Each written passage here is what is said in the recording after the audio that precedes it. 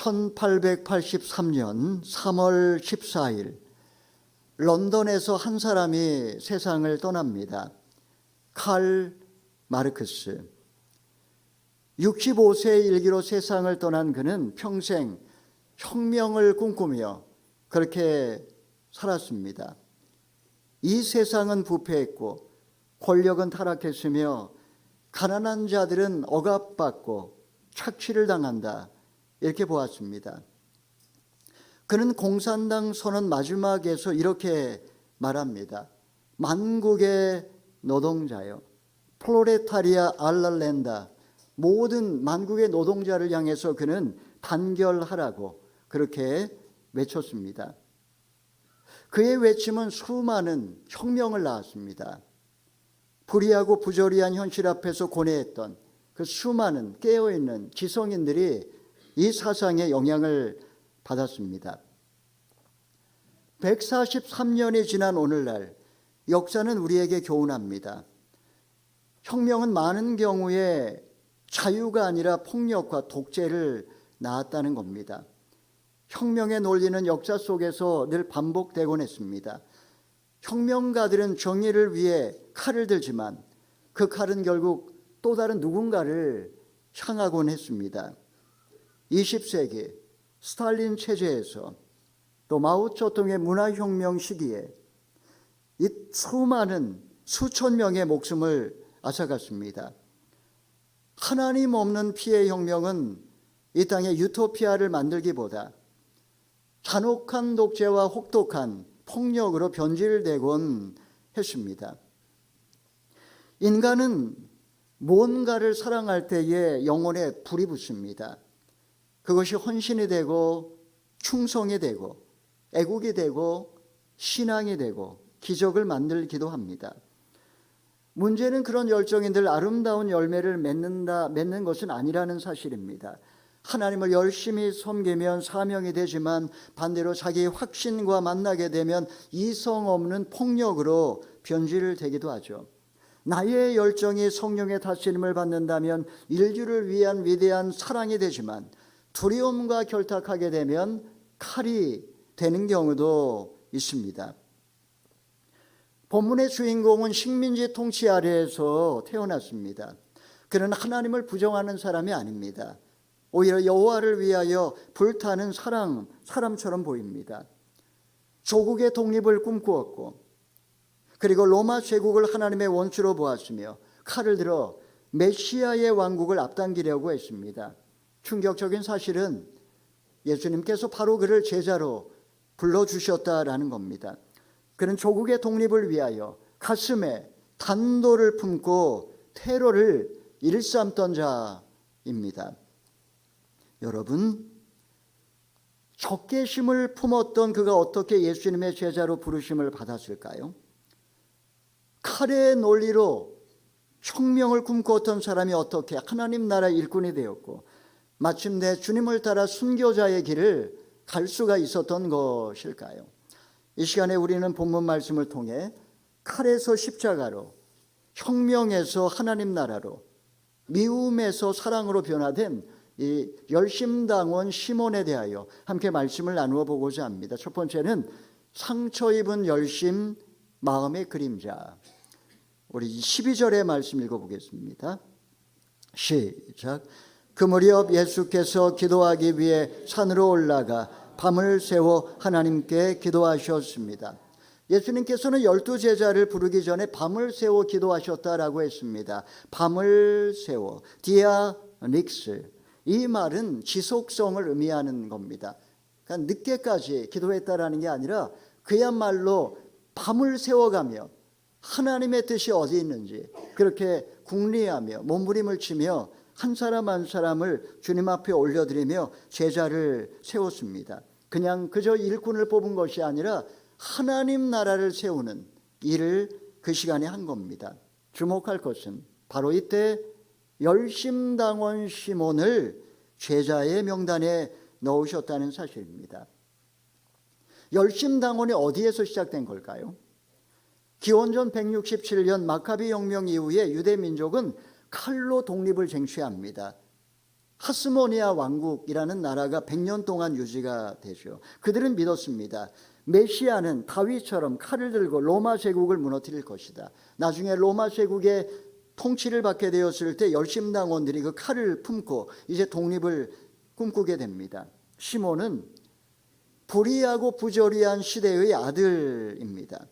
그는 로마 황제, 총독, 대제사장, 헤롯 이런 사람들로 이어지는 먹이사슬 안에 정치와 종교가 결탁하고 민중이 수탈당하는 그 비극적인 현실을 목도합니다. 그의 마음에 품은 칼은 깨어있는 자의 시대에 대한 자연스러운 반응이었습니다. 우리는 우리의 내면을 성찰할 필요가 있습니다. 인간의 분노와 공격은 상당 부분 사실은 두려움과 상처에서 시작이 되는 겁니다. 심리학자들이 그렇게 말하죠. 사람은 나의 불안과 약함을 인정하기 싫기 때문에 그것을 외부의 적에게 투사를 하는 경향이 있습니다. 자기 자신을 지키기 위하여 마음속에 분노를 품는 것이죠. 이런 거를 방어기제라고 이야기합니다. 칼이라고 하는 것은 단지 어떤 무기가 아니라 나 자신을 보호하기 위한 방어기제입니다. 누군가를 정죄함으로써 내 마음이 편해지고 누군가를 공격함으로써 내가 안전하다라고 느끼는 그런 심리 상태를 말하는 겁니다. 열심당원 시몬의 칼도 그런 심리와 무관하지 않았을 겁니다.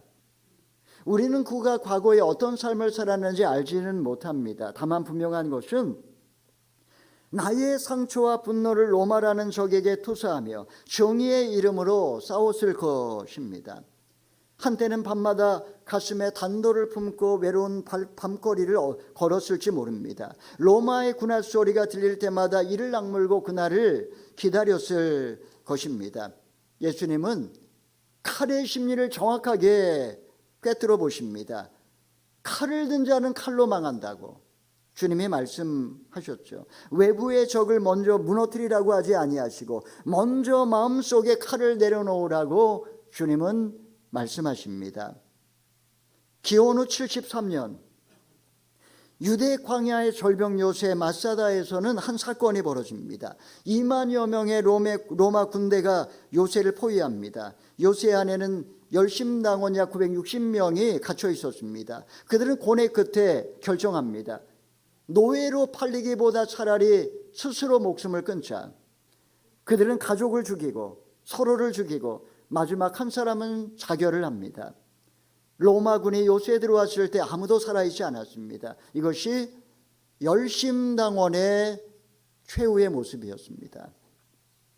사랑하는 여러분, 칼은 늘 빠른 결과를 원합니다. 하나님 나라는 그렇게 쉽게 오지 않습니다. 천국은 씨앗처럼 심겨지고 기도로 싹이 트고 눈물로 자라나고 십자가로 열매를 맺습니다. 그가 배워야 할 것은 더 싸워야 한다, 이런 것이 아니라 하나님은 어떤 나라를 세우기를 원하셨을까, 이런 질문입니다. 여러분, 우리도 우리 마음속에 칼을 내려놓고 분노가 아니라 예수님이 꿈꾸셨던 나라를 함께 세워나갈 수 있기를 바랍니다. 자, 그렇다면 칼을 들던 그의 열심은 어떻게 십자가의 길로 바뀌게 되었을까요? 둘째, 칼에서 십자가로 존재의 전환. 우리 13절 말씀 읽어보겠습니다. 시작. 날이 밝자 예수께서는 제자들을 불러 그중 12명을 뽑아 사도로 부르셨습니다. 아포스톨로스, 예수님께서 12명을 사도로 부르십니다. 이 말의 의미는 특별한 어떤 명령과 권세를 받아 보내심을 받은 자, 이런 뜻입니다. 중요한 것은 제자들이 예수님을 선택한 것이 아니라 예수님께서 그들을 선택하셨다라는 사실입니다. 예수님이 시몬의 이력을 모르실 리가 없습니다. 그의 정체를 분명히 아셨을 겁니다. 놀라운 사실은 그와 정반대편에 서 있던 사람도 부르셨다는 사실입니다. 그는 세리 마태입니다.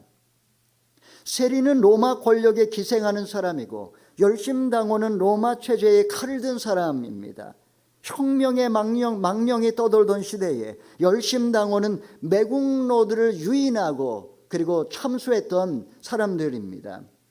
예수님은 원수지간인 그들을 한 식탁에 부르십니다. 여기에 천국의 비밀이 있습니다. 하나님의 나라는 같은 성향의 사람들이 모여서 우리들끼리만의 어떤 천국을 만드는 게 아닙니다. 하나님의 나라는 예수님 안에서 원수지간이었다 할지라도 형제 자매가 되는 공동체, 이것이 바로 교회입니다. 열심당원 시몬이 충격을 받은 것은 단지 마태 때문만은 아니었습니다. 주님의 가르침이 그의 세계관과 너무나 달랐기 때문에 그는 3년 내내 아마 갈등했을 겁니다. 사단은 예수님께 천하만국의 영광을 보여줍니다. 높은 곳에 올라가 세상의 권력을 움켜쥐고 그 힘으로 하나님 나라를 세우라고 유혹을 합니다. 주님은 단호하게 거절하시죠. 사람들은 예수님을 억지로 왕으로 삼으려 할 때도 예수님은 물러가십니다. 내 나라는 이 세상에 속한 것이 아니니라. 여러분, 예수님은 왕이셨지만 혁명가는 아닙니다. 주님은 그리스도이시지만 칼의 메시아는 아닙니다. 상한 갈대를 꺾지 아니하시고 꺼져가는 심지도 끄지 아니하시는 분, 백마가 아니라 나귀를 타고 오시는 평강의 왕이십니다. 겟세마네 동산에서 제자들이 칼을 들었을 때도 예수님은 말씀하십니다. 칼을 깔집에 도로 꽂으라고, 칼을 가진 자는 칼로 망한다라고 말씀하십니다. 여러분, 이것이 예수님의 정치 선언이요, 하나님 나라의 원리입니다. 세상은 칼로 자기 자신을 지키라고 하지만 천국은 십자가로 세상을 구원하라고 말합니다. 우리도 나의 왕을 만들고 싶은 마음이 있습니다. 내 문제를 빨리 해결해 주는 왕, 내 편을 들어주는 왕, 원수를 무너뜨릴 왕, 내 성공을 보장해 주는 왕, 혁명으로 세상을 뒤집어 엎을 해방자, 억압하는 권력을 무너뜨리고 새로운 세상을 만들어줄 영웅을 말입니다. 예수님은 결코 그런 왕으로 이 세상에 오지 아니하셨습니다. 그분은 내 손에 쥔 칼을 먼저 내려놓게 하시는 왕이십니다. 그런 점에서 세상 사람들이 볼 때 십자가는 어리석고 패배처럼 보입니다. 인간은 누구나 의미를 추구하는 존재라고 합니다. 사람은 고난 때문에 무너지는 것이 아니라 의미를 잃어버릴 때 무너집니다. 내가 왜 살아야 되는지 존재의 의미를 잃어버리면 인간은 죽습니다. 열심당원의 테러도 잃어버린 의미를 되찾으려는 어떤 그런 정치적인 몸부림이라고 할 수 있습니다. 나라를 잃어버린 백성으로서, 삶의 의미를 상실한 그 사람으로서 몸부림을 치는 겁니다. 예수님은 전혀 다른 의미를 제시하십니다. 유토피아를 위한 혁명이 아니라 하나님 나라를 증언하는 삶, 원수에 대한 테러가 아니라 자기 자신을 내어주는 삶, 권력자의 칼이 아니라 십자가를 지는 삶을 주님은 산상수훈을 통해서 가르쳐 주십니다. 사랑하는 여러분, 예수님은 시몬에게 열정을 버리라고 하지 않으셨습니다. 주님은 칼을 버리고 십자가를 지라고 하셨습니다. 열정은 남기되 방향을 바꿔주신 겁니다. 불타는 에너지가 복음의 불이 되게 하신 것입니다. 시몬은 혁명가에서 사도로, 토사에서 증인으로 변화됩니다. 여러분, 칼을 들었던 손이 십자가를 붙드는 손으로 세상을 뒤집으려던 사람이 세상을 살리는 증인으로 바뀌는 역사가 우리 가운데도 있기를 주님의 이름으로 축복합니다. 이제 3년의 세월이 흐릅니다. 열심당원 시몬의 모습은 마지막으로 사도행전 1장에 등장합니다. 셋째로 기도 공동체 십자가의 영성, 우리 12절에서 14절 읽어보겠습니다. 시작.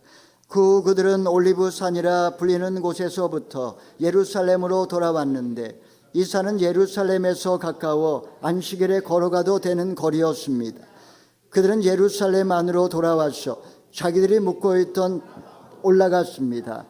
거기 있던 사람들은 베드로, 요한, 야고보, 안드레, 빌립, 도마, 바돌로메, 마테, 알페오의 아들 야고보, 열심당원 시몬, 그리고 야고보의 아들 유다였습니다. 그들은 모두 그곳에 모인 여자들과 예수의 어머니 마리아와 예수의 동생들과 함께 한 마음으로 기도에 전념하고 있었습니다. 시몬은 아직도 열심당원으로 불립니다. 그의 과거가 지워진 게 아닙니다. 놀랍게도 그의 존재가 변했습니다. 그는 더 이상 산속에서 칼을 숨기던 자객이 아닙니다. 그는 다락방에서 무릎을 꿇고 기도하고 있습니다. 무슨 일이 일어났던 것일까요? 그들은 한 마음으로 기도에 전념하고 있습니다. 여러분, 이것이 변화의 동력입니다. 열심당원 시몬이 이제 무엇으로 세상과 싸우고 있습니까? 그는 칼로 세상과 싸우지 않고 기도로 싸우고 있습니다. 초대 교부들은 인간의 가장 치열한 싸움이 적과의 싸움이 아니라 욕망과 두려움과 교만과의 싸움이라고 말했습니다. 3세기에서 5세기 에바그리우스나 카시아누스나 사막의 교부들 똑같이 말했습니다. 외적인 싸움보다도 치열한 싸움이 내면의 싸움이라고. 그들은 세상을 바꾸기 전에 먼저 자신의 마음을 하나님께 내어 맡기는 기도의 싸움을 강조했습니다. 다락방에서 무릎을 꿇은 시몬은 더 이상 칼로 역사를 바꾸려고 하지 않습니다. 대신 예수님이 십자가에 못 박혀 죽으신 그 상황 속에서 그들은 지금 무릎을 꿇고 성령의 임재와 역사를 구하며 자기 자신을 하나님께 맡기며 기도하고 있습니다. 열심당원이었던 시몬은 지금 다락방에서 무릎을 꿇고 엎드려 있습니다. 여러분, 이것이 천국의 정치입니다. 교회는 국가가 아닙니다. 교회는 하나님 나라의 대한 공동체입니다. 이 교회를 통해서 하나님의 나라를 보여주는 것이 이게 교회입니다. 그들은 한 마음과 한 뜻이 되어 떡을 떼고 물건을 서로 나누었으며 전심으로 기도합니다. 예수님은 혁명을 통해 이 땅에 국가를 건설하지 않았습니다. 대신 이 땅에 교회를 세우셨습니다. 이 교회를 통해 하나님의 나라를 보여주시고자 하셨습니다. 하나님 나라의 표지는 칼이 아니라 화해입니다. 부의 축적이 아니라 나눔입니다. 권력의 상학이 아니라 사랑과 섬김입니다. 누가복음 22장 24절에서 27절을 보게 되면 제자들이 누가 큰 자인가 다툴 때 예수님은 진정 큰 자는 섬기는 자와 같다라고 하면서 하나님 나라의 질서를 가르쳐 주셨습니다. 마가복음 10장에서도 인자가 온 것은 섬김을 받으려 함이라 섬기려 함이라고 종의 도리를 일깨워 주셨습니다. 칼을 버리는 자는 결국은 기도의 사람이 됩니다. 하나님 나라의 정치는 세상 사람들이 이해하지 못하는 역설입니다. 시몬은 제자가 된 이후에 이 정치학을 배워야만 했습니다. 돈과 권력과 교회와 하나님의 나라. 세상은 돈으로 움직이고 권력으로 통제하고 조직으로 유지합니다. 하나님의 나라는 은혜로 시작되고 십자가로 세워지고 성령으로 유지됩니다.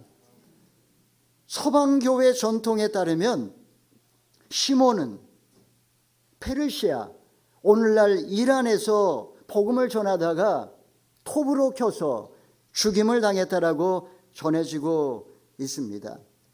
교회는 오랫동안 그를 칼의 혁명가가 아니라 복음의 순교자로 기억해 왔습니다. 이것이 중요합니다. 예전에는 원수를 죽이기 위하여 살았다면 인생의 마지막은 주와 복음을 위하여 죽었습니다. 여러분, 우리도 교회 안에 오랫동안 신앙생활했음에도 불구하고 여전히 마음의 칼을 품고 살 때가 있습니다. 설교를 준비하면서도 저 자신을 돌아보게 되었습니다. 목회자로 살아도 여전히 내려놓지 못한 칼이 나의 내면 깊은 무의식에 있음을 발견하게 되었습니다. 원수는 멀리 있지 않습니다.